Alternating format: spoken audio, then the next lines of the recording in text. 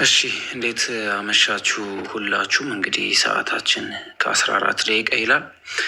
በቀጥታ ወደ ትምህርታችን እናልፋለን ማለት ነው። የቅዱስ ያዕቆብ መልእክት ምዕራፍ 2 ነው የምንመለከተው።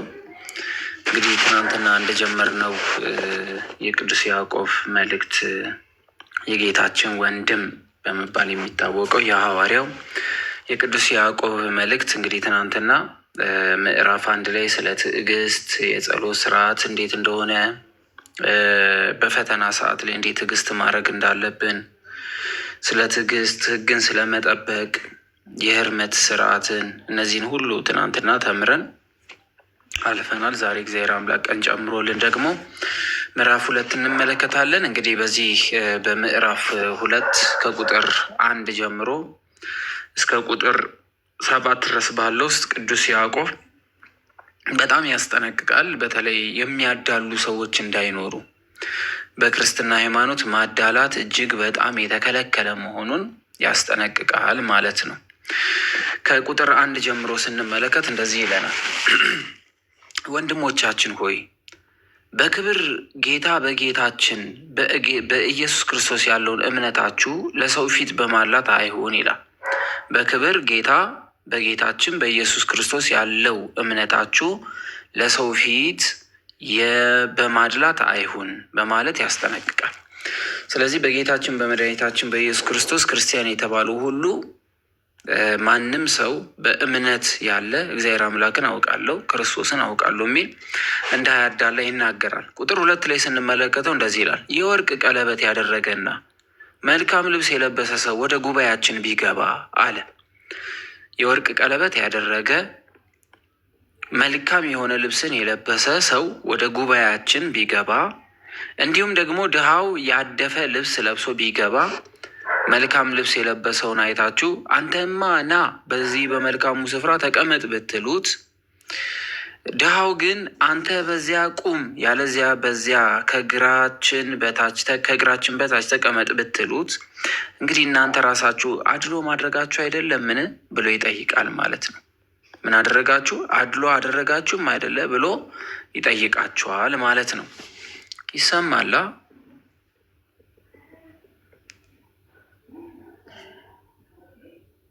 ይሰማላ?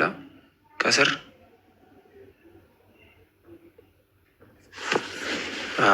እግዚአብሔር አምላክ ይርዳን። ስለዚህ ቅዱስ ያዕቆብ እውነተኛ የሆኑ ክርስቲያኖች እንደነዚህ አይነት ክርስቲያን እንዳይሆኑ ያስጠነቅቃል። አሁን እንደምንመለከተው አይታችሁ ከሆነ በጣም የከበሩ ሰው ሲመጡ ጠብር ግፍ ብለውላቸው እግራቸውን ወንበራቸውን ለቀው ምናምን አይደለ። በጣም ግን ያደፈ ልብስ የለበሰ ድሃ ግን ሁሉም ሰው ያናንቀዋል። ገና ከቤተ ክርስቲያን ግቢ ሲገባ እንደዚህ አይነት ክርስቲያኖች ክርስቲያን ልትባሉ አይገባችሁም እያለ ነው ቅዱስ ያዕቆብ። እንደዚህ አይነት ክርስቲያን ሊባል አይገባውም። ምክንያቱም የወርቅ ቀለበት ያደረገ መልካም ልብስ የለበሰ ሰው ወደ ጉባኤያችን ቢገባ፣ ድሃ ያደፈ ልብስ ለብሶ ቢገባ፣ መልካም ልብስ የለበሰውን አይታችሁ አንተና እዚህ ተቀመጥ ብላችሁ በመልካም ቦታ ብታስቀምጡትና ያንን ድሃ ደግሞ ከእግራችን በታች ቁጭ በል ብላችሁ የምትለዩት ከሆነ ታዲያ ይሄ ፊት አይታችሁ አዳላችሁ ማለት አይደለም ብሎ ይጠይቃችኋል። እንግዲህ እናንተ ራሳችሁ አሉ ማድረጋችሁ አይደለም ምን በክፉ ሀሳብ የፈረዳችሁ አይደላችሁም ይላል። እናንተ ክፎች ናችሁ። ስለዚህ እንደዚህ ያደረገ ሰው ምንድን ነው የሚለው? ክፎች ናችሁ፣ በክፉ ሀሳብ የፈረዳችሁ አይደላችሁም ምን? የተወደዳችሁ ወንድሞቻችን ሆይ ስሙ። እግዚአብሔር በእምነት ባለጠጎች እንዲሆኑ ለሚወዱት ተስፋ ያደረገላቸውን መንግስት እንዲወርሱ የዚህን ዓለም ድሆች የመረጣቸው አይደሉም ምን በማለት በዚህ ምድር ላይ ያሉ ድሆች በሰማይ ትልቅ ጸጋ እንዳላቸው ተናግሯል። ይሄ የአንቀጸ ብፁዓን በሚባለው ላይ በምድር ላይ የተሰደዱ በሰማይ እያለ ያስቀመጣቸው እነዛን ያነሳና ይወቅሳቸዋል። የተወደዳችሁ ወንድሞች ሆይ ስሙ። እግዚአብሔር በእምነት ባለጠጎች እንዲሆኑ ለሚወዱት ተስፋ ያደረገላቸው መንግስት እንዲወርሱ የዚህን ዓለም ድሆች የመረጣችሁ አይደለም እንዴ? እናንተ ግን ድሆችን አቃለላችሁ፣ የሚቀሟችሁን ወደ ሙግትና ወደ ሸንጎ የሚጎትቷችሁን እነዚያን ባለጠጎች አይደሉም? ስለዚህ እነዚህ ባለጸጎች እናንተን እየጎተቷችሁ ወደ ሸንጎ የሚያመጧችሁ እነሱ አይደሉም? እነርሱ እናንተ የተጠራችሁበትን ገናና ስሙን የሚሰድቡ አይደሉምን? ባለጠጎቹም ማለት ነው። ስለዚህ ፊት አይታችሁ አታዳሉ፣ ከአድሎ ተጠበቁ በማለት ይወቅሳችኋል ቅዱስ ያዕቆብ። ስለዚህ ድሃ ሀብታም፣ ይሄ የሞላለት ይህ ያልሞላለት፣ ስለዚህ በምድር የሞላለትን ሰው የሚያከብረው ምድራዊ በሆነ ክብር ነው።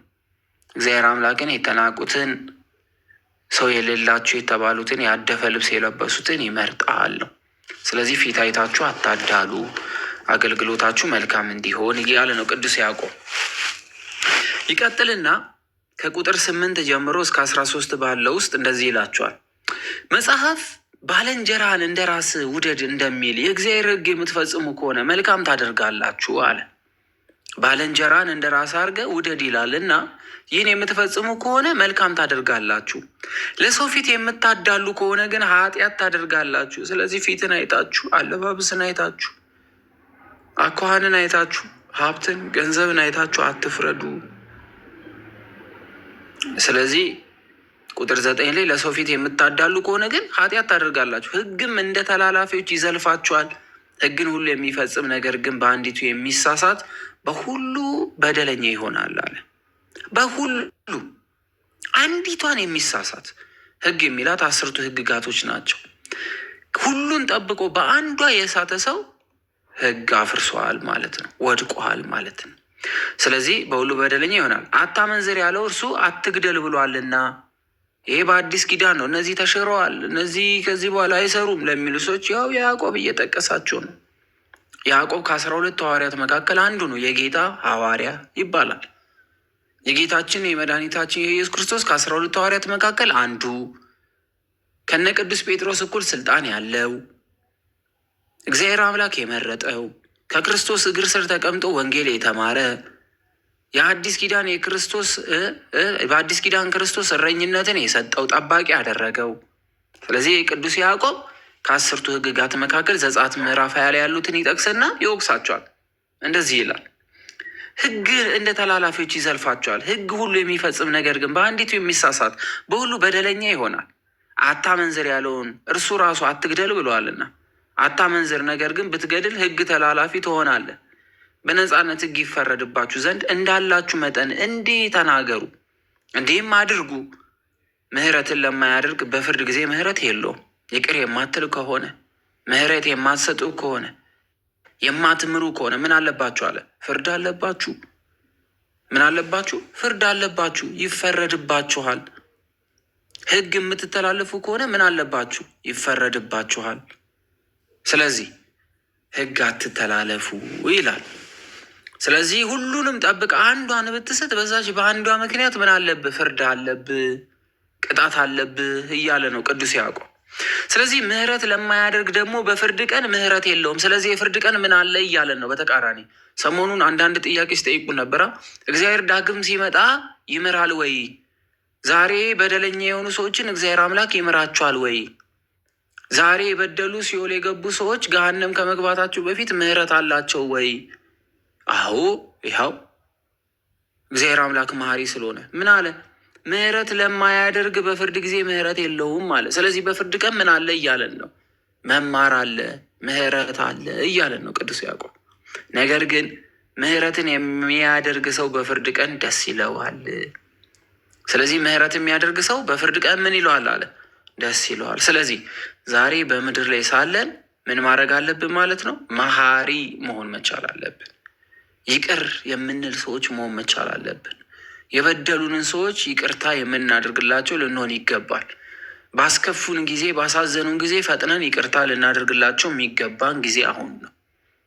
ስለዚህ ዛሬ ይቅር የማትሉ፣ ዛሬ ምሕረት የሌላችሁ፣ ዛሬ ሐዘኔታ የሌላችሁ፣ ዛሬ በቂም በቀል የተያዛችሁ፣ ዛሬ ክፉ ነገር በልባችሁ ያለ፣ ዛሬ ለተደረገባችሁ ነገር ሁሉ ለመበቀል ዝግጁ የሆናችሁ እናንተ ምን የላችሁም እያለ ነው። ምሕረት የላችሁም ከእግዚአብሔር ዘንድ።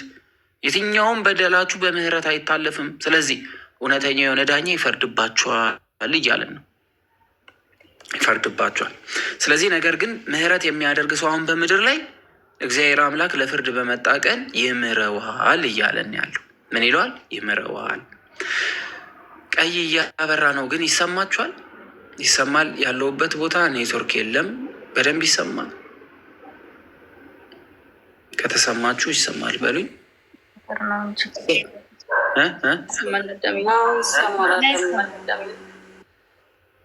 እሺ መልካም፣ እግዚአብሔር አምላክ ይርዳን።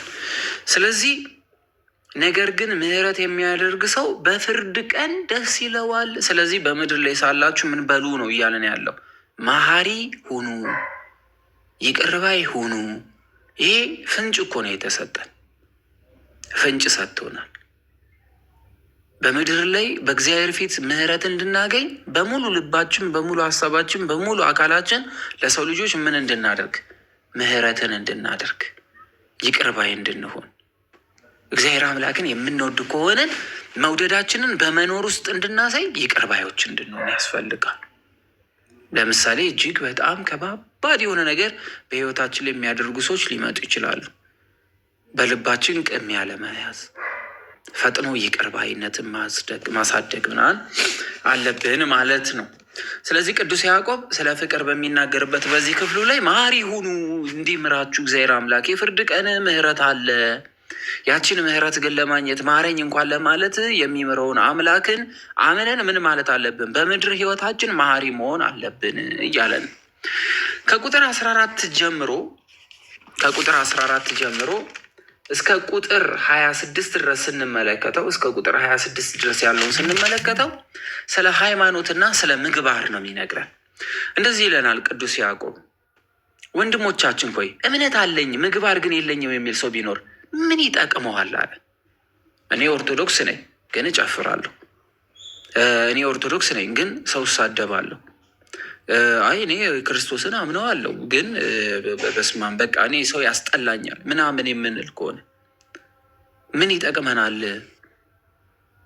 ሰው እምነት ቢኖረውና ምግባር ግን ከሌለው ምን ያደርግለታል እያለን ነው። ወንድሞቻችን ወይ እምነት አለኝ ምግባር ግን የለኝ የሚል ሰው ቢኖር ምን ይጠቅመዋል? በእውኑ እምነቱ ልታድነው ትችላለችን? እምነት ስላለ ብቻ በእምነት የምትድን ይመስልሃል እያለን ነው ቅዱስ ያዕቆብ ከ12 ሐዋርያት መካከል አንዱ።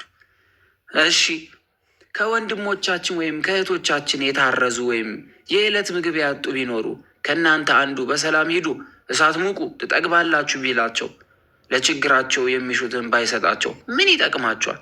ሰው ተርቦ ሰው ርቦት ሰው ጠምቶት ውሃ ሂድና እሳት ሙቅ ብትሉት ምን ያደርግለታል? ግባና ተኛ ብላችሁ መልካም የሆነ አልጋ ብታነጥፉለት ምን ይሰራለታል?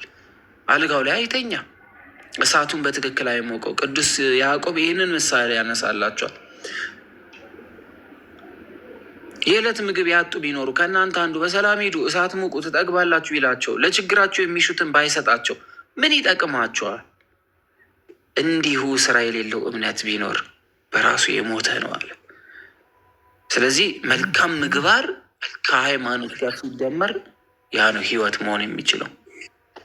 መልካም የሆነ ሃይማኖት ያለው ሰው የሚያምነው እግዚአብሔር አምላክ የሰጠውን እነዛን መልካም ነገሮችን የማያደርግ ከሆነ እምነቱ ምን ይሰራለታል? ቢያስቀድስ፣ ቢቀድስ፣ ቢዘምር፣ ቢያዘምር፣ እልል ቢል፣ ቢያጨበጭብ፣ ያለውን ቢያካፍል፣ ለእግዚአብሔር ቤት ህንፃ ቢሰራ ግን ምግባር ከሌለው ይህ ሁሉ ከንቱ ነው ይለናል ቅዱስ ያዕቆብ። ከንቱ ነው።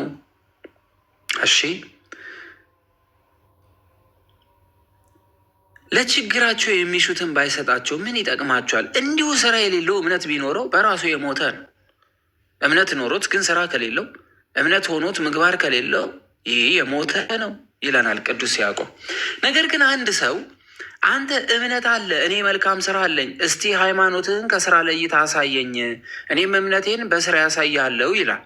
አንተም እግዚአብሔር አንድ እንደሆነ ታምናለህ፣ መልካምም ታደርጋለህ።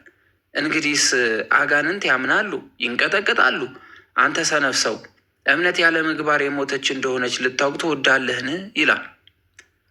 ስለዚህ በጣም ብዙ ጊዜ ሰምታችን ከነበረ በእምነት ብቻ መዳን ይኖራል፣ ስራ አያስፈልግም፣ እምነት ብቻ አዳኝ ነው ካለው ቅዱስ ያዕቆብ እንደዛ ከሆነማ አለ እኮ እምነትን ለብቻ ስራ ለብቻ የምታወራ የምትገነጣጥል የምትለይ ከሆነ እንደዛማ ከሆነ አጋንንትም ያምናሉ። ታዲያ አጋንንት እምነት ስላላቸው ድነዋል ማለት ነው? አጋንንት ይንቀጠቀጣሉ። አጋንንት በመፍራት በማመን ውስጥ ይንቀጠቀጣሉ፣ ነገር ግን ምግባር የላቸውም። ስለዚህ ምግባር የማያስፈልግ ስራ የማያስፈልግ ከሆነ አጋንንት በእምነታቸው ቅዱሳን ናቸዋ እያለን እኮ ነው። ይኸው በእምነት ከሆነ አጋንንትም ያምናሉ ተብሏል። እምነት ከሆነ እግዚአብሔርን ያውቁታል። ስለዚህ ምን አለ ቅዱስ ያዕቆብ ሲናገር ይህንን፣ ነገር ግን አንድ ሰው አንተ እምነት አለ፣ እኔ ደግሞ መልካም ስራ አለኝ፣ እስቲ ሃይማኖትህን ከስራ ለይተህ አሳየኝ፣ እኔም እምነቴን በስራ ያሳያለሁ ይላል። አንተም እግዚአብሔር አንድ እንደሆነ ታምናለህ፣ መልካምን ታደርጋለህ፣ እንዲህስ አጋንንትም እኮ ያምናሉ አለ። እግዚአብሔር አምላክ አንድ እንደሆነ አጋንንትም ያምናሉ። ማመን ብቻ አይደለም ይንቀጠቀጣሉም አለ። አንተ ሰነፍ ሰው አለ። አንተ ሰነፍ ሰው እምነት ያለ ምግባር የሞተች እንደሆነች ልታውቅ ትወዳለህን? አባታችን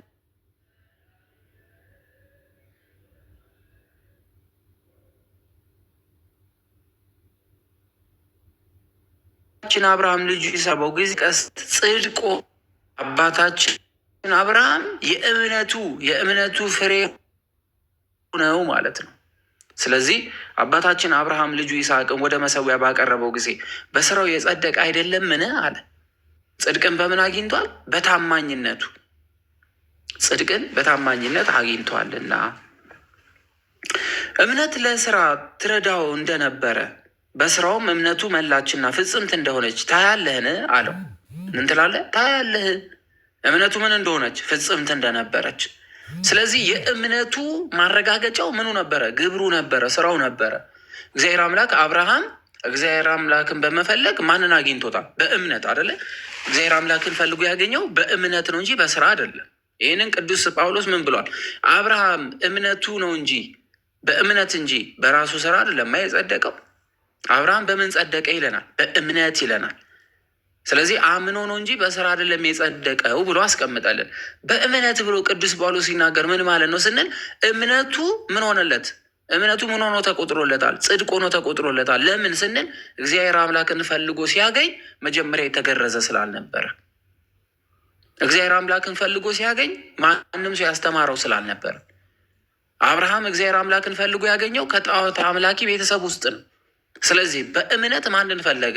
እግዚአብሔር አምላክን ፈለገ። በእምነቱ ምክንያት ደግሞ ማንን አገኘ? እግዚአብሔር አምላክን አገኘ። ለእምነቱ ደግሞ ምልክት ይሆን ማህተም ቢሆን ዘንድ ምን ሰጠው? ግዝራትን ሰጠው። ስለዚህ አብርሃም በእምነት አይደለው የእግዚአብሔር አምላክን የተቀበለው ብሎ ቅዱስ ጳውሎስ ሲናገር ሰዎች ካልተገረዙ በቀል ሃይማኖተኛ አይሆንም ብሎ ለሚናገሩ ሰዎች አባታችን አብርሃምም እኮ ሳይገረዝ ነው እግዚአብሔር አምላክን ያገኘው በእምነት ነው ለማለት ቅዱስ ጳውሎስ ተናገረ እንጂ እምነት ስራ አያስፈልገውም ብሎ ግን አልተናገርም። ሮም ከተማ የነበሩት ክርስቲያኖች ወይም ሮም ውስጥ ይኖሩ የነበሩ ክርስቲያኖች መዳን በእምነት ነው ማለትም የተገረዘ ብቻ ነው መዳን የሚችለው እንጂ ያመኑ መዳን አይችሉም ብለው ይከራከሯቸው ስለነበረ በአዲስ ኪዳን የመጡት በእምነት ይጠመቁ ስለነበረ መገረዝ በአዲስ ኪዳን ስለሌለ ግዝረትን በጥምቀት የተተካ ስለነበረ ሮም ከተማ የነበሩት አይሁዳውያኖች በአዲስ ኪዳን የመጡት ሮማውያኖችን ምን ያደርጓቸው ነበረ? ካልተገረዛችሁ በስተቀር እናንተ የእግዚአብሔር ሕዝብ ተብላችሁ ልትጠሩ አትችሉም ይሉ ስለነበረ ጳውሎስ ምን በማለት ጠየቃቸው? እንደዛም አካላችሁ አባታችን የምትሉት አብርሃም መቼ ተገርዞ ነው እግዚአብሔር አምላክን ያገኘው ነው የሚላቸው። በእምነት አይደለው የእግዚአብሔርን ፈልጉ ያገኘው። የአብርሃም እምነቱ ምን ሆነለት? ጽድቅ ሆኖ ተቆጠረለት። አብርሃም እግዚአብሔር አምላክን ፈልጎ በማግኘቱ የእምነቱ ምልክት እንዲሆን በእግዚአብሔርና በአብርሃም ማል ግርዛትን ምን አድርጎ ምልክት ሰጠው። ሰው አብርሃም ታዲያ እግዚአብሔር አምላክን ፈልጎ ያገኘው ስለተገረዘ ነው እንዲህ ብሎ ይጠይቃቸዋል። ስለተገረዘ አይደለም በእምነት እንጂ እግዚአብሔር አምላክን ያገኘው አላቸው እንጂ እምነት ለእምነት ስራ አያስፈልገውም አላለም። ቅዱስ ያዕቆብ ግን ከ12 ሐዋርያት መካከል አንዱ የሚሆነው አብርሃምን መልሶ ደግሞ ያመጣውና አብርሃም በእምነት ብቻ ሳይሆን በስራ ተፈትኖ ጽድቅ ሆኖ እንዲቆጠርለት ሆኗል። እንዴት? እግዚአብሔር አምላክ ማንን? አብርሃምን አንድያ ልጅህን ሰዋልኝ ብሎ ጠየቀው። እሱ አንድያ ልጁን ለሰው ልጆች ሁሉ አሳልፈው ሊሰጥ አብርሃምን ምን አለው? አንድያ ልጅህን እስከ ሞት ድረስ አሳልፈ ስጠኝ አለው። አብርሃም ለእግዚአብሔር አምላክ መታመኑን አንድያ ልጁን እስከ መሰዋት ድረስ በሞሪያም ተራራ ላይ ደረሰ። እግዚአብሔር አምላክ የአብርሃምን የፍቅሩን ጥግ ተመለከተ። በእምነት እግዚአብሔር አምላክን ከልጁ ይልቅ በእምነት እግዚአብሔር አምላክን እንደወደደው አሳየ። ስለዚህ ለአብርሃም አባታችን እምነቱ ምን ሆነለት እያለን ነው ቅዱስ ጳውሎስ። እምነት ያለ ምግባር የሞተች እንደሆነች ልታውቅ ትወዳለህ? አባታችን አብርሃም ልጁ ይስሐቅን ወደ መሰዊያው ባቀረበው ጊዜ በስራው ምን ያለ የጸደቀ አይደለምን አለ። ስለዚህ ያ እምነቱ ምን ሆኖ ተቆጠረለት? ምን ሆኖ ተቆጠረለት ይላል? ጽድቅ ሆኖ ተቆጠረለት። እምነት ለስራ ትረዳው እንደነበረ እምነት ለስራው ትረዳው እንደነበረ በማመኑ ምክንያት ለእግዚአብሔር ታማኝ ሆነ። በማመኑ ምክንያት ለእግዚአብሔር ምን ሆነ? ታዛዥ ሆነ። እምነት ስለነበረው ምን ሆነ? በስራ ውስጥ እግዚአብሔር አምላክን ገለጠው። በስራው እምነቱ እንደመላችና ፍጽምት እንደሆነች ታያለህን አለ። እሺ፣ ስለዚህ የአብርሃም እምነቱ በስራ ውስጥ ለእግዚአብሔር አምላክ ታማኝነቱን አረጋገጠ። እግዚአብሔር አምላክ አብርሃምን በመሰዊያው ላይ አምጥቶ አንድያ ልጁን ሲሰዋለት ምን ያህል እንደወደደው፣ ምን ያህል እንዳከበረው፣ ምን ያህል እንደታዘዘው አብርሃም በሰራው ስራ ውስጥ ታወቀ ማለት ነው። ስለዚህ መጽሐፍ አለ ቁጥር 23 ላይ ስንመለከት መጽሐፍ አብርሃምም በእግዚአብሔር አመነ ጽድቅ ሆኖ ተቆጠረለት የሚለው ምን ሆነ አለ? ተፈጸመ። ስለዚህ አብርሃም እግዚአብሔር አምላክን ማመኑን በእግዚአብሔር ፊት ያረጋገጠው ምን አድርጎ ነው ማለት ነው? የታዘዘውን ስራ ሰርቶ ልጅን ሰዋልኝ ያለው ሊሰዋለት ይዞ ሄደ። ስለዚህ ጽድቅ ሆኖ ተቆጠረለት የሚለው ተፈጸመ፣ የእግዚአብሔር ወዳጅም ተባለ። ስለዚህ አብርሃም እግዚአብሔር አምላክን ወዶት ስጦታ ተሰጥቶት ነበረ። የተሰጠውን ስጦታ መልሶ ለእግዚአብሔር በመስጠቱ በመታመኑ እምነቱን በስራው በመግለጡ እግዚአብሔር አምላክ ወደደው። ምን አለ? የእግዚአብሔር ወዳጅም ተብሎ ተጠራ። ሰው በስራው እንደሚጸድቅ በእምነት ብቻ እንዳይደለ ታያለህን አለ። እምነት ብቻ ቢሆን አጋንንትም ያምናሉ፣ ይንቀጠቀጣሉ። ስለዚህ አጋንንት ጸድቋል ማለት ነው። አጋንንት እምነት አላቸው፣ አንድ እግዚአብሔር አምላክ እንዳለ ያውቃሉ። ስለዚህ አጋንንት ስለፈሩና ስለተንቀጠቀጡ ጻድቅ ናቸው አይደሉም። ስለዚህ ሰው በስራው እንደሚጸድቅ በእምነት ብቻ እንዳይደለ ታያለህን? እንዲሁ ዘማይቱ ረአብ ደግሞ ጎብኚዎችን ተቀብላ ያቺ በከናን ቤት ከናን ግንብ ውስጥ የነበሩ ጊዜ የኢያሪኮ ግንብ በነበረበት ሳሌ ስለነበረችው ይናገራል። ረሃብ ደግሞ ጎብኚዎችን ተቀብላ በሌላ መንገድ ባወጣቻቸው ጊዜ በስራ አልጸደቀችምን አለ። እምነት ነበራት አልነበራትም? ሃይማኖት ነበራት አልነበራትም? ጣዖት አምላኪ አልነበረችም? ነበረች። ነገር ግን እነዛን እንግዶች ተቀብላ በሌላ መንገድ ስላስመለጠቻቸው ታዲያ በስራዋ አልጸደቀችምን? ሙሉ ግንቡ በፈረሰ ጊዜ እሷ አልተረፈችምን ብሎ ይጠይቃቸዋል። ስለዚህ በስራ አልጸደቀችም። ከነፍስ የተለየ ስጋ የሞተ እንደሆነ ከነፍስ የተለየ ስጋ፣ በደንብ እየሰማችሁ፣ ከነፍስ የተለየ ስጋ እንደ ሞተ ሁሉ እንዲሁ ደግሞ ከስራ የተለየ እምነት የሞተ ነው አለ። ስለዚህ እምነት በስራ ይገለጣል፣ ስራ ደግሞ በእምነት ውስጥ ምን ይሆናል? ያንጸባርቃል አለን ቅዱስ ያዕቆብ። ከዛ ወዲያ ምዕራፍ 2 አጠናቀቀና ወደ ምዕራፍ 3 ላይ እንሻገር።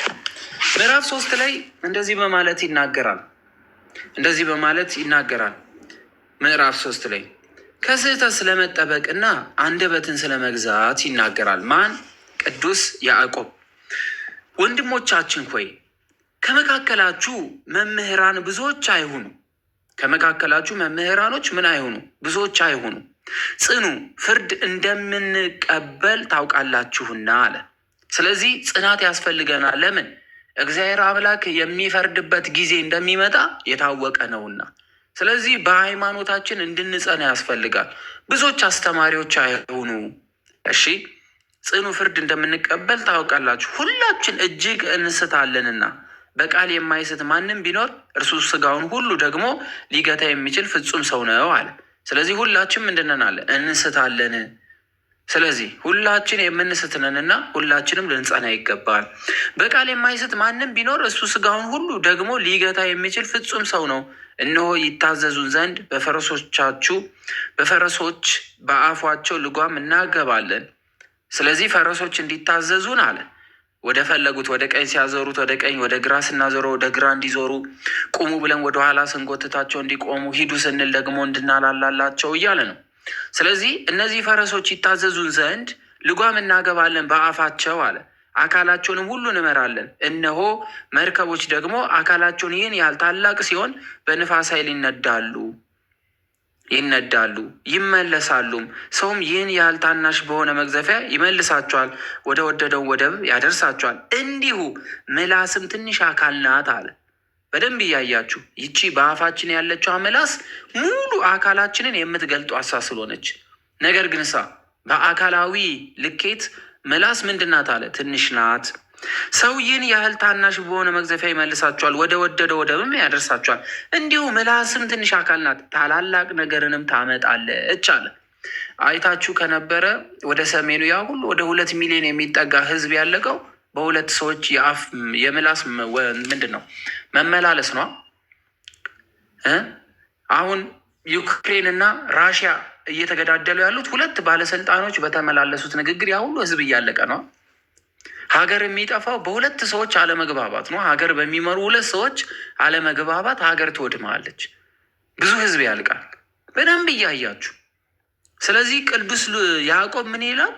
ሰው ይህን ያህል በታናሽ በሆነ መቅዘፊያ መርከብን ይቀዝፋል፣ ፈረስንም በልጓሙ ይመራዋል፣ ወደ ወደደው ወደብም ያደርሳቸዋል። እንዲሁ ምላስም ትንሽ አካል ናት፣ ግን ታላላቅ ነገርን ታመጣለች። እነሆ እጅግ ትንሽ የሆነች እሳትም ይህን የሚያህል ጫካ ታቃጥላለች አለ። ስለዚህ በጣም ትንጥዬ የሆነች ነገር ሙሉ ጫካን በእሳት ልታነደው ልታቃጥለው ትችላለች። ምላስም እሳት ናት አለ። ምላስ ምንድን ናት? እሳት ናት። እነሆ ትንሽ ምላስ በሰውነታችን ውስጥ አመፅ የተሞላበት ዓለም ናት። ስለዚህ ምላሳችን ምንድን ናት? አመፀኛ ናት። ስጋችንን ትበለዋለች፣ ውስጣዊ ሰውነታችንንም ትጠብሰዋለች፣ ከገሃነምም ይልቅ ታቃጥላለች። የአራዊትን፣ የወፎችን፣ የተንቀሳቃሶችና በባህር ያለ የፍጥረት ወገን ሁሉ ለሰው ይገዛል ተገዝቷል። የሰው ምላስ ግን መግዛት የሚቻለው የለም፣ ክፉ ናት፣ አቅምም የላትም፣ የሚገድል መርዝም የተመላች ናት በማለት ይናገራል። ለምን ስንል ምላስ ክፉ ነው። ሰውን ከሰው ያጋድላል፣ ሀገር ያጫርሳል፣ እግዚአብሔር አምላክ ይካድባታል፣ ክፉ የሆነ ትምህርት ይሰጥባታል። ስለዚህ ይቺ ምላስ ከሁሉ በላይ አራዊቶች፣ ወፎች፣ ተንቀሳቃሾች እነዚህ ሁሉ እጅግ በጣም ከባድ የተባሉ ሁሉ ለሰው የሚገዙ ሲሆኑ ምላስን ግን መግዛት የሚችል ሰው በጣም ቀላል አይደለም ነው። በእርሷ እግዚአብሔር አብን እናመሰግናለን። በማን? በምላስ እግዚአብሔር አብን እናመሰግናለን። በእርሷ በአርያ እግዚአብሔር የተፈጠረውን ሰው እንረግማለን ደግሞ አለ። እግዚአብሔር እናመሰግናለን። አሁንም በአርያ ሥላሴ በአርያ እግዚአብሔር የተፈጠረውን ደግሞ መልሰን እንረግማለን። ከአንድ አፍ በረከትንም መርገምም ይወጣሉ አለ። አሁን መምረጥ ያለብን እኛ ነን። መጽሐፈ ሲራክ ላይ እንደዚህ በማለት ይናገራል። ከአንድ አፍ 2 ነገር ይወጣል አለ። እፍ ብትል እሳት ታቀጣጥላለህ፣ ምራቅን እንትፍ ብትል ግን ሊቀጣጠል የነበረ እሳት ታጠፋለህ ወይም ታበርዳለህ ብሎ ከአንድ አፍ የሚወጣ 2 ነገር እንዳለ ነገረ። እንደዚሁ ደግሞ ቅዱስ ያዕቆብም የሰውን ምላስ ግን መግዛት የሚቻለው የለም፣ ክፉ ናት አለ። አቅምም የላትም፣ የሚገድል መርዝንም የተመላች ናት። በእርሷ እግዚአብሔር አብን እናመሰግናለን። በእርሷ በአርያ እግዚአብሔር የተፈጠረውን ሰው ረግማለን። ከአንድ አፍ በረከትን መርገምም ይወጣሉ። ወንድሞቻችን ሆይ እንዲህ አይሁን። ምንጭስ ከአንድ አፍ የሚጣፍጥን የሚመርን ውሃ ያመነጫልን? በማለት ይጠይቃቸዋል። ምንጭ የሚመነጭ ምንጭ ታውቃላችሁ። ስለዚህ የሚመነጭ ነገር በአንድ ጊዜ የሚመር በአንድ ጊዜ ደግሞ የሚጣፍጥ ነገር ያመነጫልን? መልካም ከሆነ መልካም፣ የሚመር ከሆነ የሚመር ነው። ወንድሞቻችን ሆይ በለስ ዘይትን ወይስ ወይን በለስን ሊያፈራ ይችላልን? እንዲሁ መራራ ውሃ ጣፋጭ ውሃ አይሆንም? ጣፋጭ ውሃስ መራራ አይሆንም? ስለዚህ ምን እንሁን ነው? የምንናገረውን ነገር እንምረጥ። በአፋችን አንዴ መልካም አንዴ መጥፎ አንሁን። እግዚአብሔር የምናመሰግን ሰዎችንም የምንረግም አንሁን። አንዴ መልካም አንዴ መጥፎ እየሆንን ሰዎችን አናፋጅ በማለት ምላስ በጣም ጠባቂ እንደሚያስፈልግ ይናገራል። አሁን ሀገር እየተፋጀ ያለው በምላስ ምክንያት እንደሆነ ማወቅ ይገባናል ማለት ነው። እዚህ ውስጥ ያለን ሰዎችም ብዙ ጊዜ መጋጨት የምንጀምረው ከአፍ የሚወጣ ቃለው ከምላስ የሚነሳ ነው እና ለአፋችን ጠባቂ ያስፈልገናል ነው። ቁጥር 13 ጀምሮ እስከ ቁጥር 18 ድረስ ያለውን ስንመለከት ከላይ ስለምትወርደው ጥበብ ይናገራል። ከላይ የሚወርደው ጥበብ የእግዚአብሔር ስጦታ ማለት ነው። ስለዚህ ከላይ ስለሚወርደው ጥበብ እንዲህ በማለት ይናገራል። ከእናንተ ብልህና አስተዋይ ማን ነው ይላል። ከጠባዩ ማማር የተነሳ ስራውን በቅንነት በማስተዋል ያሳይ። ነገር ግን መራራ መቀናናትና መከዳዳት በልባችሁ ካለ አትመኩ፣ በእውነትም ላይ አትዋሹ። እውነት ክርስቶስ ስለሆነ ስለዚህ ከእናንተ መራራ መቀናናት መከዳዳት በልባችሁ ካለ አትመኩ አለ። ሰው በሰው ላይ መቅናት የለበትም። ሰው ላይ ጥላቻ ማሳየት የለበትም። ስለዚህ በእውነትም ተዋል እግዚአብሔር ከላይ አይደለች የስጋም ናት የአጋንንትም ናት። መቀናናት መከዳዳት ባሉባት ስፍራ ሁሉ በዚያ እውከትና ክፉ ስራ ሁሉ አሉና። ስለዚህ ሰው ሲቀናና ሰው ሲጠላላ እንደዚህ አይነት ሀሳብ በልብ ካለ ይቺ ሰማያዊ ስጦታ አይደለችም፣ ምድር የምድራዊ ናት። መቀናናትና መከዳደብ ባሉበት ስፍራ ሁሉ በዚያ እውከትም አለ፣ ክፉ ስራ አለ፣ መተላለቅ አለ፣ መገዳደል አለ። ስለዚህ እነዚህ ሁሉ የምድራዊ ነው። ላኛይቱ ጥበብ ግን አለ ለያት። ሁለት አይነት ጥበብ እንዳሉ እየነገረ ነው። የመጀመሪያው መተላለቅ፣ መገፋፋት፣ መጠላላት፣ መነቃቀፍ፣ መግፋት፣ አንዱን ለአንዱ ደስታ ለመስጠት አንዱ ላይ አፉን መክፈት ምናምን ነው። ስለዚህ ሁለተኛይቱን ጥበብ ግን ለያት። ላኛይቱ ጥበብ አላት ከላይ የምትሰጧ ከእግዚአብሔር ዘንድ ያለችዋ ጥበብ ግን በመጀመሪያ ንጽሕት ናት አለ። ንጽሕት ናት፣ ንጹሕ ናት አለ። በኋላ ታራቂ ናት አለ። ምንድን ናት? የምትታረቅ ናት፣ አስታራቂ ናት፣ ገር ናት አለ። እሺ ባይ ናት፣ ምሕረትና በጎ ፍሬ የሞላባት ናት፣ ጥርጥርና ግብዝናት የሌለባት ናት። የጽድቅን ፍሬ ሰላምን ለሚያደርጉ ሰዎች ሁሉ በሰላም ይዘራል በማለት ይቺ ከሰማይ የምትሰጧ ጥበብ ሰላም፣ ፍቅር፣ መሐሪ፣ ደግ፣ የዋህ፣ ንጹሕ፣ የምትራራ፣ ለሰዎች የምታግዝ የምታዝን መሆኗን ቅዱስ ያዕቆብ ነገረን ማለት ነው። ነገረን። ስለዚህ በዚህ በምዕራፍ 3 ላይ ከስህተት ስለመጠበቅና አንደበትን ስለመግዛት ከላይ ስለምትወርዷ መልካም ጥበብ ይቺን ጥበብ የሚፈልጉ ሰዎች ሁሉ የዋህ እንዲሆኑ፣ ደግ እንዲሆኑ፣ እግዚአብሔር አምላክን እንዲወዱ፣ አዛኝ እንዲሆኑ፣ ለሰዎች የሚራሩ ይቅር ባዮች እንዲሆኑ ያስጠነቅቃል ማለት ነው። በዚህ በምዕራፍ 3 ከቁጥር 1 ጀምሮ ስንመለከት በነበረው ደግሞ ክፉ ምላስ እንዳለና ይችን ክፉ ምላስ መቆጣጠር እንደሚገባን ዓለም ሁሉ በእነዚህ ክፉ ምላስ እንደሚጠፋ አንዴ ከእግዚአብሔር ጋር አንዴ ከሌላ ጋር መሆን እንደማይገባን ነገረን ማለት ነው። ምዕራፍ 4 የቅዱስ ያዕቆብ መልእክት ምዕራፍ 4 ምዕራፍ 4 ላይ ከቁጥር 1 ጀምሮ እስከ ቁጥር 10 ድረስ ባለው ውስጥ የዓለም ወዳጅ የእግዚአብሔር ጠላት ነው ይለናል ቅዱስ ያዕቆብ። የዓለም ወዳጅ ዓለምን የሚወድ ማለት ነው። ይሄ የምንኖርበትን ዓለም በደንብ አድርጎ የሚወድ ሰው የእግዚአብሔር ምንድን ነው አለ? ጠላት ነው አለ። ምዕራፍ 4 ከቁጥር 1 ላይ ሲጀምር እንደዚህ ይለናል። በእናንተ ዘንድ ጥልና መጋደል ከወዴት ይመጣሉ? ይጠይቃቸዋል። በእናንተ ዘንድ ጥልና መጋደል ከወዴት ይመጣሉ? በሰውነታችሁ ውስጥ የሚሰራውን ዝሙት ከመውደድ የተነሳ ከዚህ አይደለምን? ስለዚህ ውስጣችሁን ለክፉ ነገር እስካስገዛችሁ ድረስ ይህ ሁሉ መፋጀት፣ ይህ ሁሉ መገዳደል፣ ይህ ሁሉ መጠላላት ይኖራል እያለን ነው። ትመኛላችሁ እንጂ አታገኙትም። ትቀናናላችሁ፣ ትገዳደላላችሁ፣ በብርቱ ትፈላለጋላችሁ፣ ልታገኙት አትችሉም። ትጣላላችሁ፣ ትዋገማላችሁ፣ ነገር ግን አትለምኑምና የምትፈልጉትን አታገኙም። ትለምናላችሁ፣ ለፍትወታችሁ ትከፍሉ ዘንድ ለክፉ ትለምናላችሁ፣ አታገኙም። እናንተ ዘማውያን ሆይ ይህን ዓለም የሚወድ የእግዚአብሔር ጠላት እንደሆነ አታውቁምን? ስለዚህ ጸድቅ ያለው ስሙን ይዣለሁ፣ የጌታ ነኝ፣ በግንዱ ነኝ፣ እኔ በእሱ ነኝ፣ እሱ በእኔ ነው ወዘተርፈ አይሰራም። እነዚህ ካሉ ከእግዚአብሔር ዘንድ አይደለም፣ የእግዚአብሔር ጠላትን አይደለም። ስለዚህ ትለምናላችሁ አታገኙም። በእናንተ ዘማውያን ሆይ ይህን ዓለም የሚወድ የእግዚአብሔር ጠላት እንደሆነ አታውቁም? የዚህ ዓለም ፍቅር የመረጠ ሰው የእግዚአብሔር ጠላት ነው። ይህን ዓለም የሚያፈቅር ሰው ለእግዚአብሔር ጠላቱ ነው። ወይስ በእናንተ ላይ ያደረው መንፈስ መቀናትን እንደሚወድ መጽሐፍ በሐሰት የሚናገር ይመስላችኋልን? ነገር ግን ፈጣሪያችን የምትበልጠውን ጸጋ ይሰጣል። ስለዚህ እግዚአብሔር ትዕቢተኞችን ይቃወማል። ትዕቢተኛ አትሁኑ እያለን ነው። ትዕቢተኞችን ይቃወማል።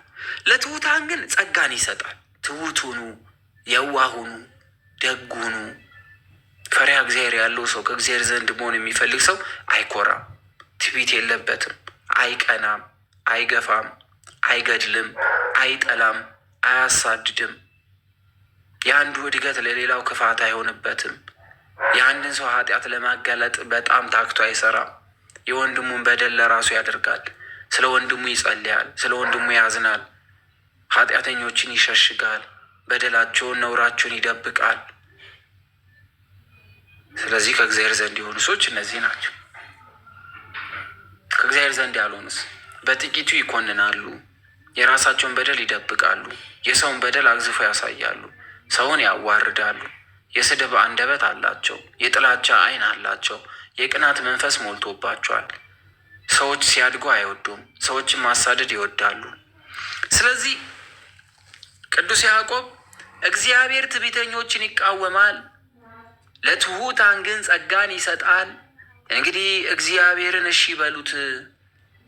እግዚአብሔር አምላክን እሺ ካለው እግዚአብሔር አምላክ የማያደርግልን ነገር ስለሌለ፣ ስለዚህ እንግዲህ እግዚአብሔር አምላክን እሺ በሉት፣ ሰይጣንን ግን እምቢ በሉት። ሰይጣንን እምቢ በሉት፣ እግዚአብሔርን ግን እሺ በሉት። ከእናንተ ይሸሻል። ሰይጣንን እምቢ ካልን እግዚአብሔርን እሺ ካልን እግዚአብሔር ወደ እኛ ይቀርባል። ሰይጣን ግን ከእናንተ ይሸሻል። እግዚአብሔርን ቅረቡት ይቀርባችሁማል። እናንተ ኃጥአን እጆቻችሁን አንጹ። ስለዚህ እግዚአብሔር አምላክን እንቅረብ፣ እግዚአብሔር አምላክ ይቀርበናል። እኛ ወደ እግዚአብሔር ደጅ እንሂድ፣ እግዚአብሔር አምላክ ወደ እኛ ይመጣል። እኛ ራሳችን ለእግዚአብሔር አሳልፈን እንስጥ፣ እግዚአብሔር ከእኛ ጋር ይሆናል። አለበለዚያስ ግን እምቢ የማንለው ሰይጣን ዘለዓለማችንን በነፍሳችንና በሕይወታችን ላይ ሲቀልድ ይኖራል። ስለዚህ እግዚአብሔርን ቅረቡት ይቀርባችሁማል። እናንተ ኃጥአን እጆቻችሁን አንጹ። ሁለት ሀሳብ ያላችሁ እናንተ ልቦች አሁን አጥሩ። እዘኑና አልቅሱ፣ ሳቃችሁን ወደ ለቅሶ፣ ደስታችሁንም ወደ ሐዘን መልሱ አለ።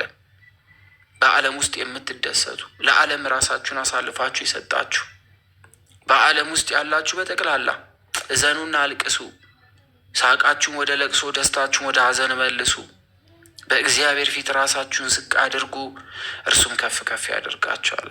ዛሬ እግዚአብሔር አምላክ ከፍ እንዲያደርገን ከፈለግን፣ ዛሬ እግዚአብሔር አምላክ ከእኛ ጋር እንዲሆን ከፈለግን፣ ዛሬ እግዚአብሔር አምላክ ልመናችንን፣ ጸሎታችንን፣ ወደ እርሱ መምጣታችን እንዲመለከት ከፈለግን ንጹሕ መሆን፣ የዋህ መሆን እንደሚጠበቅብን ነገረን።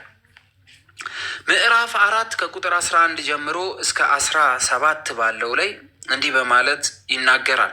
ከሐሜት ተጠበቁ ይለናል ቅዱስ ያዕቆብ። በእውነት እግዚአብሔር አምላክ እንዲወዳችሁ ከፈለጋችሁ ሐሜተኛ ከመሆን ራቁ ይለናል። እሺ ወንድሞቻችን ወይ እርስ በርሳችሁ አትተማሙ እስኪ ይላል። እርስ በርስ ምን አትበሉ? አትተማሙ። አዳም ይመንን ይመን ጂቱን፣ ጂቱ ይመንን ይመን የናታን እናትን ልዩ ሰርካለምን ምን እንደዚህ ምናምን ቀኑ ሙሉ ስለማና ወንድሞቻችን ወይ እርስ በርሳችሁ እስኪ አትተማሙ። ወንድሙን የሚያማ ወንድሙን የሚነቅፈው የእግዚአብሔርን ሕግ ያማል። እግዚአብሔርን ነው የሚያማው ነው። ዛሬ ተነስተን አንተና እንደዚህ ምናምን እንባባላለን። እግዚአብሔር ላይ ነው እያመጻችሁ ያላችሁት። ወንድም የሚለው በእግዚአብሔር አምኖ የተጠመቀውን ማለት ነው። ርዕሰ ጉዳይ አድርገን ቀኑ ሙሉ ስናወራ እግዚአብሔር ላይ እያስቆጣ ነው። እግዚአብሔር አምላክን ላይ እየቀለድን መሆኑን ማወቅ አለብን።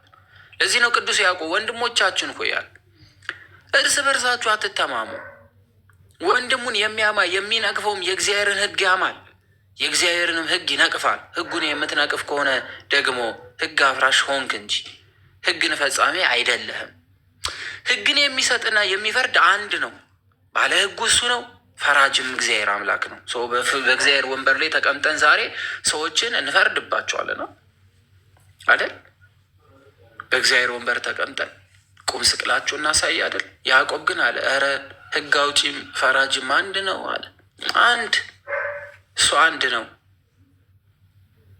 ሕግን የሚሰጥ የሚፈርድ አንድ ነው። ማዳንም መግደልም የሚቻለው እርሱ ነው። የሚያድንም እርሱ፣ የሚገድልም እርሱ፣ የፈጠረን እሱ፣ ሞት የሚፈርድብን እርሱ። ስለዚህ እኛ ማን ስለሆነ ነው በሰው ላይ የምንፈርደው? ቅዱስ ያዕቆብ ይቀጥላል። ማዳንም መግደልም የሚቻለው እርሱ ነው። እንግዲህ በሌላው የምትፈርድ አንተ ቆይ ማነህ ብሎ ይጠይቃል። አንተ ማነህ በሌላው የምትፈርደው? ማነህ? ከሱ ውጪ ፈራጅም አዳኝም ከሱ ውጭ ማንም የለም። ቆይ አንተ ማነህ ብሎ ነው የሚጠይቅ። ዛሬ ወይም ነገ ወደዚች ከተማ እንሄዳለን፣ በዚች ዓመት እንኖራለን፣ እንገደላለንም እናተርፋለንም የምትሉ እናንተ ተመልከቱ አለ። ነገ የሚሆኑን አታውቁም። ህይወታችሁ ምንድን ነው? እናንተ ለአንድ ጊዜ ታይቶ ኋላ እንደሚጠፋ እንደ ጢስ አይደላችሁም እንዴ ይላል። በ2016 ማርና ወተት ከሰማይ ከምድር ይወጣል። 2019 ለኢትዮጵያ እንደዚህ ትሆናለች። እንትና የሚባለው ሰውዬ በአፍጢሙ ተደፍቶ ምናምን ወዘተርፈ ማርና ወተት ንጉስ እንትና የሚባል ሰውዬ ይመጣል፣ ይነግሳል፣ ይመራቸዋል ወዘተርፈ ምናምን። ያው ቅዱስ ያውቀው። ቆይ ዛሬ ወይም ነገ ወደዚች ከተማ እንሄዳለን፣ በዚች ዓመት እንደዚህ እንኖራለን፣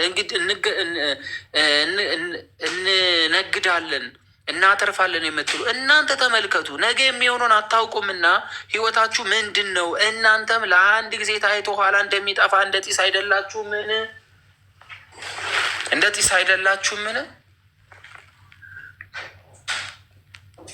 በዚህ ፈንታ እግዚአብሔር ቢፈቅድ ብንኖር ይህን ወይም ያን እናደርጋለን ማለት ይገባችኋል።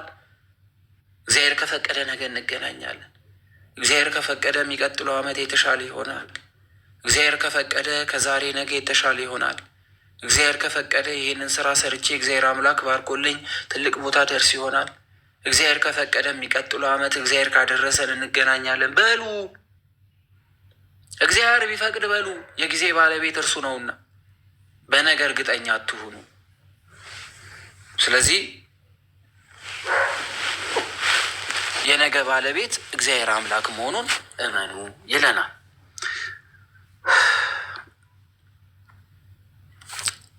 አንዴ ኮፒ ሊንክ አድርጉት እስኪ። እሺ ኮፒ ሊንክ እናድርገው። ስለዚህ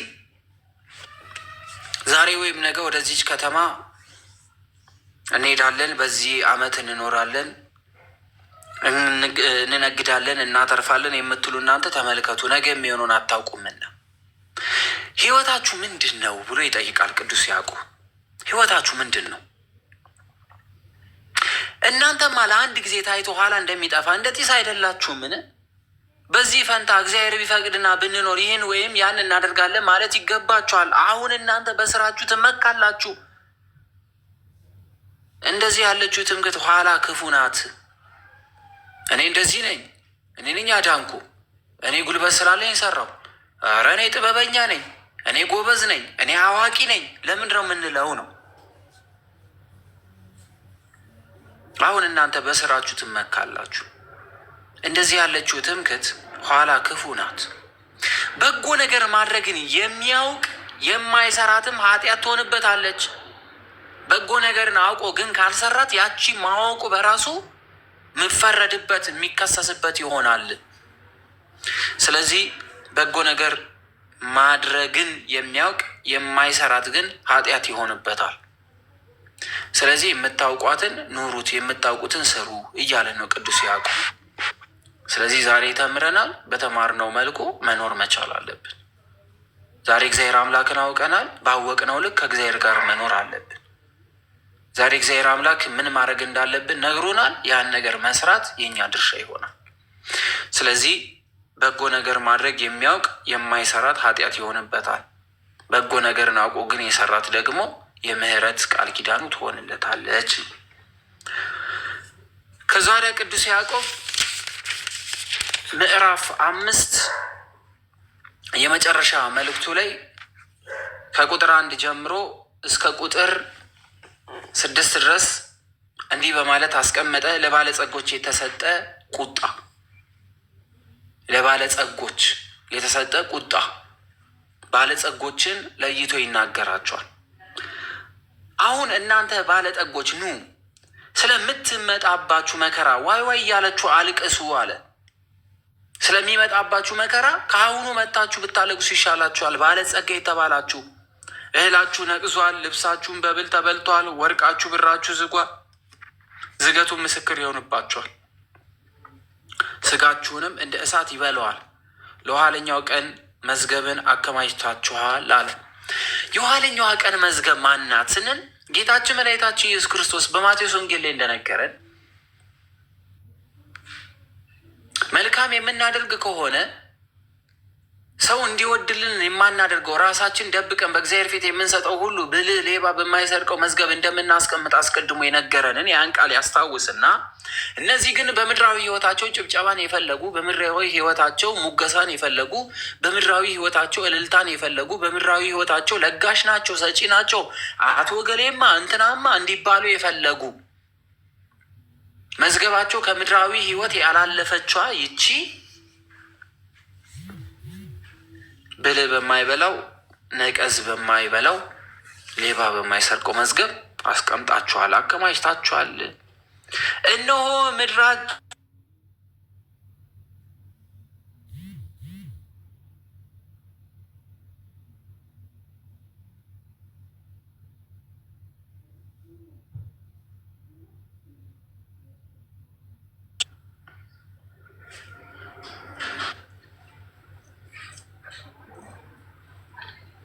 ስለዚህ ልብሳችሁ ብልህ ተበልቷል፣ ወርቃችሁ ብራችሁን ዝጓል፣ ዝገቱም ምስክር ይሆንባችኋል፣ ስጋችሁንም እንደ እሳት ይበላዋል።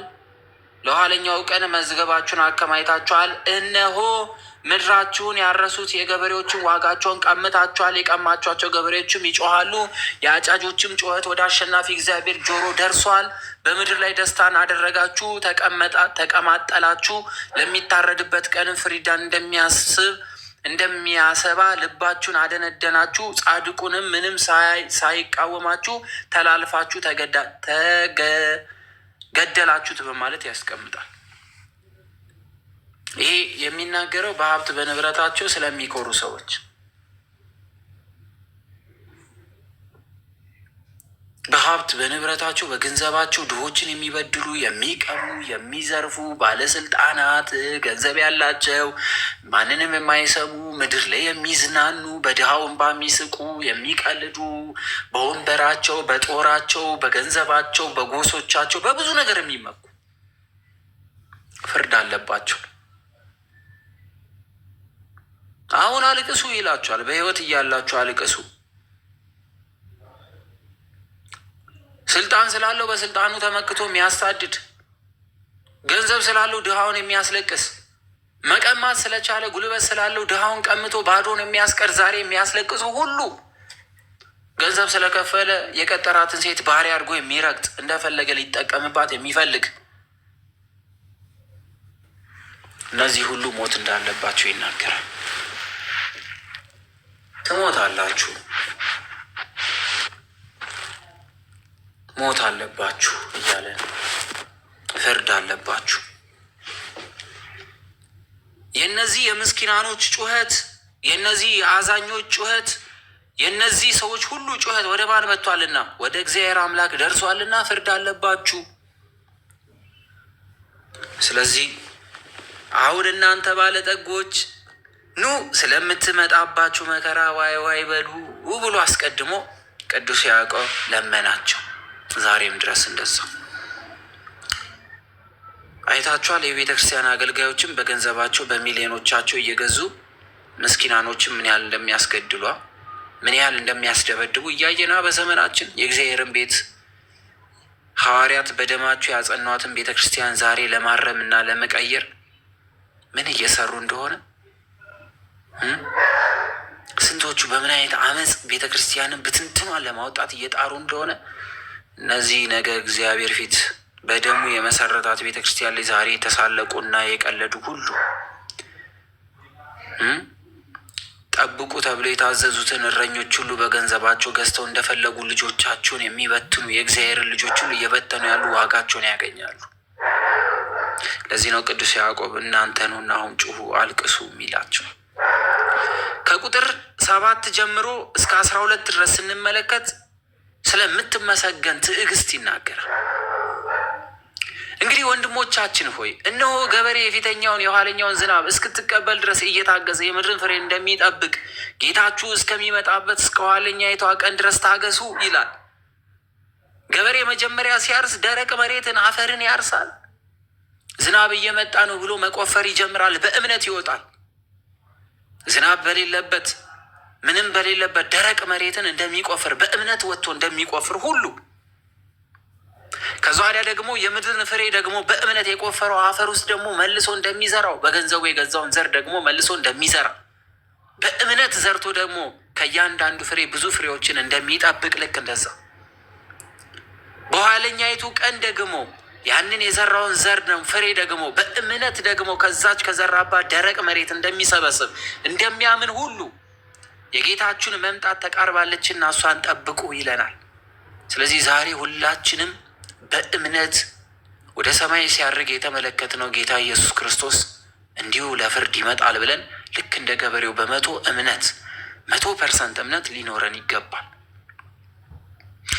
የጌታችሁ መምጣት ተቃርባለችና እናንተም እንግዲህ ታገሱ፣ ልቦናችሁንም አጽኑ። ወንድሞቻችን ሆይ እንዳይፈርድባችሁ እርስ በርሳችሁ አታጉረምርሙ።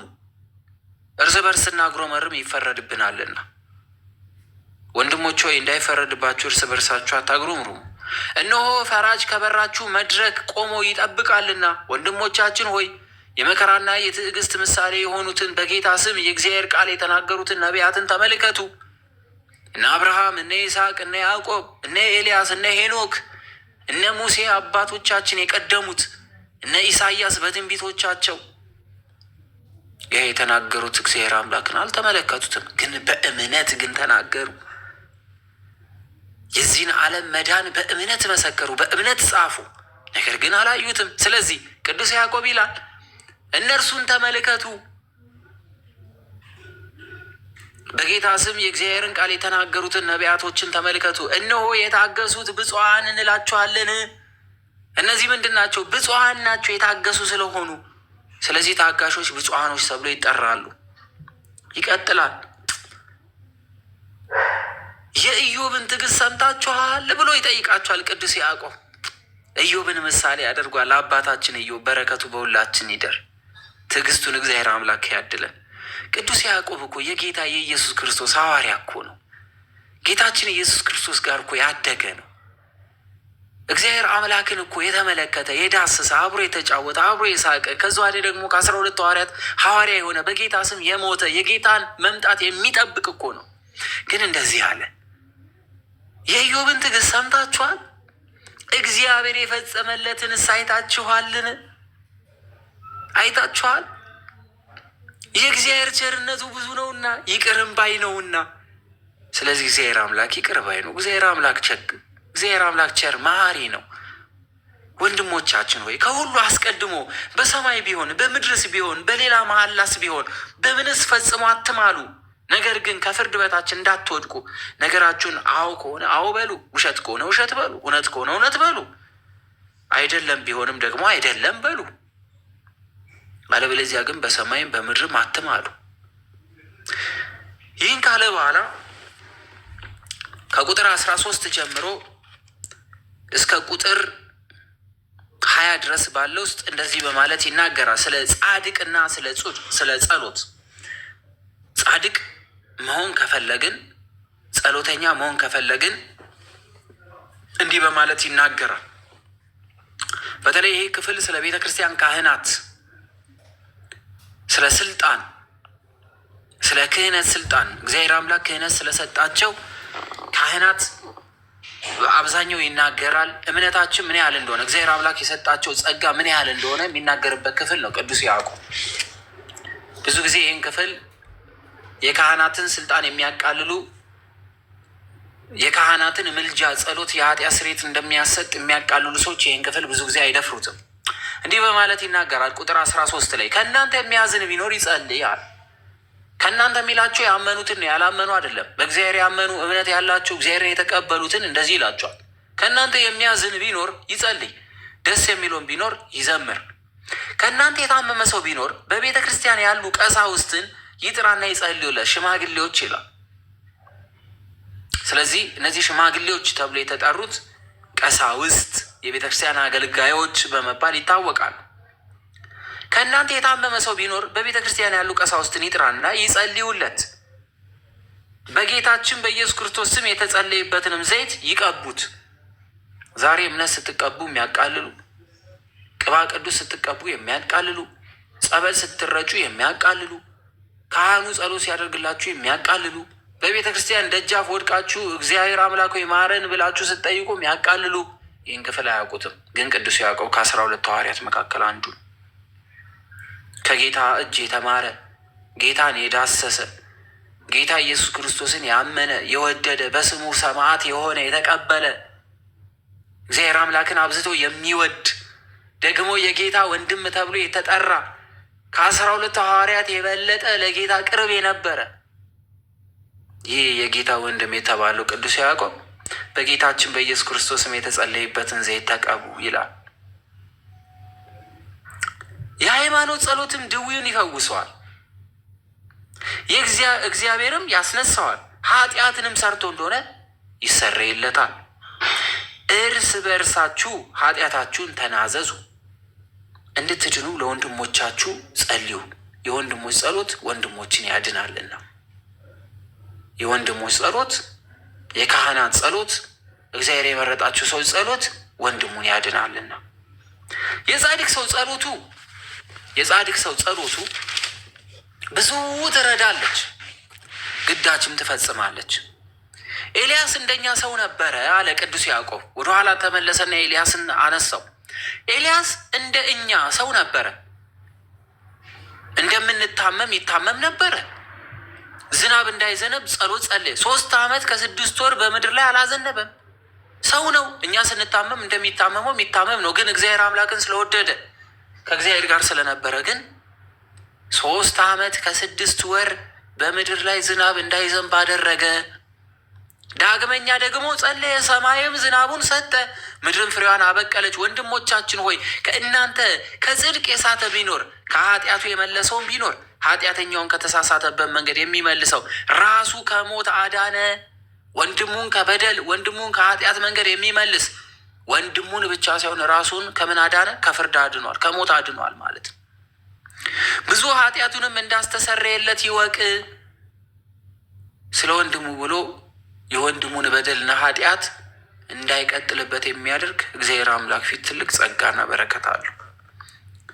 ከዛ ወዲያ ቅዱስ ያዕቆብ ይህንን መልእክት ጻፈ። የጌታችን የኢየሱስ ክርስቶስ ወንድም የሐዋርያው የቅዱስ ያዕቆብ መልእክት ተፈጸመች። ክብር ለእግዚአብሔር አምላክ ይሁን። ወስብሐት ለእግዚአብሔር ወላዲቱ ድንግል ወለመስቀሉ ክብር። ይቆየን። የአባቶቻችን በረከት የቀደሙት ነቢያት በረከት የአብርሃም የይስሐቅ የያዕቆብ ቃል ኪዳን ከሁላችን ጋር ይሁን። የአባታችን ኖህ የአባታችን አብርሃም የአባታችን ያዕቆብ በረከት ከሁላችን ጋር ይሁን። የአባታችን ተክለ ሃይማኖት በረከት ከሁላችን ጋር ይሁን። ጌታ ኢየሱስ ክርስቶስ ከሚወዳቸው የእግዚአብሔር ልጆች ተብሎ ከተጠሩት ሁሉ የመላእክት አለቃ የሚሆን የቅዱስ ሚካኤል በረከት ከሁላችን ጋር ይሁን። የአባታችን የቅዱስ ጳውሎስ በረከት ከሁላችን ጋር ይሁን። የአባታችን ቅዱስ ያዕቆብ በረከት ከሁላችን ጋር ይሁን። የአባታችን ቅዱስ ጴጥሮስ በረከት ከሁላችን ጋር ይሁን። የአባታችን ቅዱስ ዮሐንስ በረከት ከሁላችን ጋር ይሁን። የጌታችን የመድኃኒታችን የኢየሱስ ክርስቶስ ምሕረትና ይቅር ባይነት አይለየን። በመንግስቱ በመጣ ጊዜ እግዚአብሔር አምላክ ያስበን። ወስብሐት ለእግዚአብሔር ወላዲቱ ድንግል ወለመስቀሉ ክብር። ይቆየን።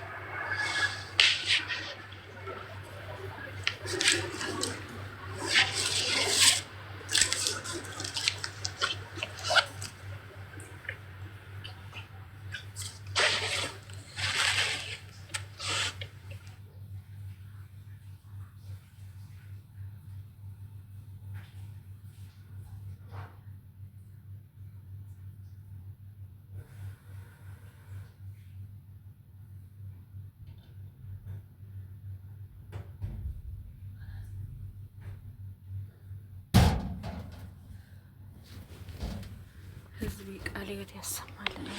አሜን። ለሁላችንም ቃለ ሕይወትን እግዚአብሔር አምላክ ያሰማን። እግዚአብሔር ያሰማችሁ።